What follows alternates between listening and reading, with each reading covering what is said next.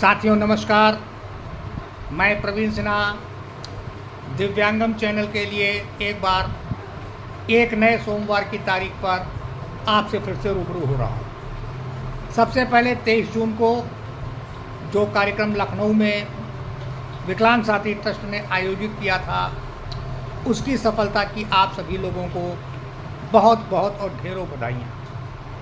साथियों, आज एक गहन समस्या के साथ आपके सामने मैं आया हूं और उन समस्याओं को, एक बड़ी समस्या जो निकल के आ रही है उसको सामने रखना, उस पर चर्चा करना, इसके लिए ज़रूरी है कि हम लोग पहले अपने ही 2-3 एपिसोडों पर चर्चा कर लें।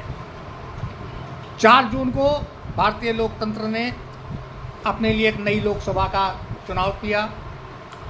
उस लोकसभा पे चुनी गई सरकार जनता के आदेशों पर आज भी पालन कर रही है और एक नए जनादेश से एक सरकार चला रहे हैं।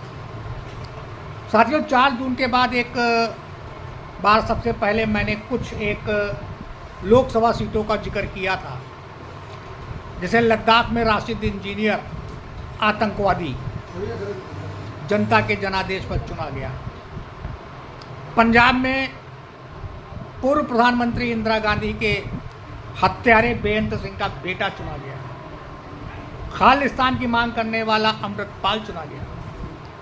इन चीज़ों को मैं इत्तफाक कह सकता हूँ, लेकिन अगर इन सभी इत्तफाकों को एक श्रृंखलाबद्ध किया जाए तो अगले एपिसोड में मैंने बात करी थी इंदौर लोकसभा सीट। उस लोकसभा सीट में बेशक भारतीय जनता पार्टी के उम्मीदवार शंकर लालवानी जी जीते, मगर उनके पीछे उनके खिलाफ पड़े 2,18,000 नोटा के वोट, जो उस क्षेत्र की 14% मुस्लिम आबादी के थे, उसको हमारे पहले एपिसोड के साथ मिलाई गई। और रही सही कसर अभी नई लोकसभा के गठन पर, जो संसद में पहली बैठक हुई और जहां पर सभी सांसदों ने शपथ ग्रहण समारोह किया, अपने अपने क्षेत्र के लिए लोकसभा सदस्य के रूप में शपथ ली। उसमें असीमुद्दीन ओवैसी ने अपने भाषण में जय फिलिस्तीन और जय सीरिया का जो नारा दिया, ये एक बहुत ही चिंता का विषय है। मैं तो हतप्रभ हूँ कि इतनी गंभीर समस्या पर राष्ट्र मौन क्यों है, लेकिन फिर सोचता हूँ राष्ट्र को मौन रहने की आदत हो गई। राष्ट्र तो राष्ट्र, सरकार भी कुछ बोलना, कहना या सुनना नहीं चाहती।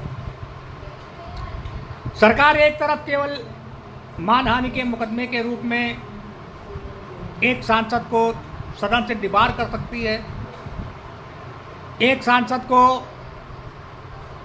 सुप्रीम कोर्ट इसी मानहानि के मुकदमे में सजा दे सकता है। हालांकि बाद में उनको जमानत पर रिहा किया गया, परंतु वो मामले इतने हल्के थे, उसके खिलाफ, उसकी तुलना में आदरणीय ओवैसी साहब का जो कर्मकांड है, इन पिछले 2 एपिसोडों की श्रृंखला में अगर इसको जोड़ दिया जाए तो हम कहाँ जा रहे हैं।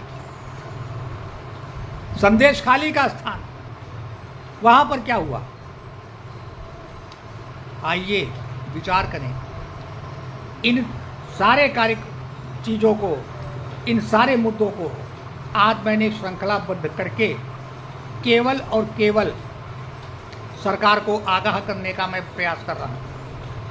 मणिपुर का मुद्दा, कुकी और मैतेई समुदाय के बीच में केवल एक क्षेत्रीय झगड़ा, स्थानीय झगड़ा, उसमें 150 से ऊपर लोग मार दिए गए।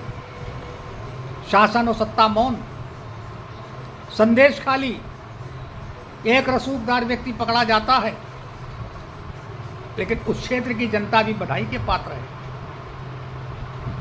कि उसके निर्णय पर मैं हतप्रभ हूँ कि वहाँ भी जो परेशान करने वाला पक्ष था, जो बहुत ही ज़्यादा उत्पीड़न कर रहा था, उसी पक्ष के उम्मीदवार को आपने जिताया।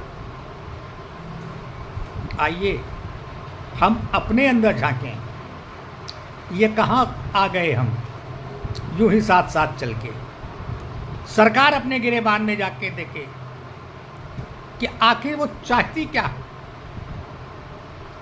कभी वो किसी भी मामले में श्वेत पत्र लाने की बात करते हैं, कभी वो किसी भी मामले में जॉइंट पार्लियामेंट कमेटी के से जांच की बात करते हैं, लेकिन ओवैसी साहब के मामले में जांच करना, कोई निर्णय लेना, सदन की सदस्यता से बर्खास्त करना, सुप्रीम कोर्ट में मामले को ले जाना, इन सब बातों को तो छोड़िए, दरकिनार करिए। इन 240 सत्तारूढ़ दल के सांसदों में किसी भी एक ने कोई सकारात्मक टिप्पणी नहीं करी, सिर्फ राजनीतिक टिप्पणी। आइए हम और आप कमेंट बॉक्स में जाकर सरकार से मांग करें कि ओवैसी साहब की सदस्यता को तत्काल प्रभाव से निलंबित किया जाए और वास्तव में बिना किसी लाग लपेट के उनको 6 साल के लिए न केवल लोकसभा से बाहर किया जाए, बल्कि महामहिम राष्ट्रपति द्रौपदी मुर्मू जी से मेरा एक निवेदन है, दिव्यांग समाज की ओर से निवेदन है कि वो इस पर खास निर्णय लेती हुई सरकार की पैरवी या सरकार के रुख का भी इंतजार ना करें और लोकसभा और सुप्रीम कोर्ट में ओवैसी साहब को मुकदमे के लिए पेश किया जाए, ताकि देशद्रोह जैसे संगीन मामलों को सरकार, कोर्ट और महामहिम राष्ट्रपति हल्के में ना लें और इसको गंभीर मामला मानकर ओवैसी साहब की सदस्यता को समाप्त किया जाए और उनको उचित दंड दिया जाए। यही दिव्यांगम चैनल की, यही दिव्यांगम समाज की मांग है। धन्यवाद।